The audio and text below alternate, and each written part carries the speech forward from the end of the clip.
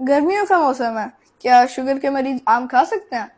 जी, आम के अंदर मौजूद रहता है बहुत सारे मल्टीविटामिन्स और इसके अंदर मौजूद रहता है फाइबर्स। तो अगर आप डायबिटिक पेशेंट हैं, तो ये multivitamins, vitamin A, vitamin C, इसी तरीके से मिनरल्स हैं, फोलेट है, थायमीन है और फाइबर्स, ये तमाम आपको ग़िज़ाई एतबार से फ़ायदा पहुंचा सकते हैं। और अगर आप डायबिटीज़ के मरीज़ हैं, तो यकीनन ये आपके लिए मुफीद है। हमने वायरल वीडियो में सुना है कि अगर शुगर का मरीज 5 से 6 आम खा ले तो उससे कुछ नहीं होगा। ये सच है? देखिए, मैं आपको इसका जवाब देता हूँ। एक चीज़ होती है ग्लाइसेमिक इंडेक्स, मतलब आप कोई भी खुराक जब खाते हैं, वो कितनी तेज़ी से आपका शुगर लेवल बढ़ाती है, इसको ग्लाइसेमिक इंडेक्स बोलते हैं।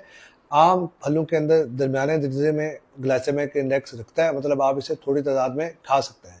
सो आप एक दिन में एक छोटे साइज़ का आम खा सकते हैं, इतना, या एक आधा कप कटा हुआ आम खा सकते हैं, जो कि 15 ग्राम बनता है और ये आपके किलो कैलोरीज़ में 150 से 200 किलो कैलोरीज़ इंक्रीज़ करेगा एनर्जी का। आम खाने के बाद कोई तरीका है जिसमें हम अपनी शुगर कम कर सकते हैं?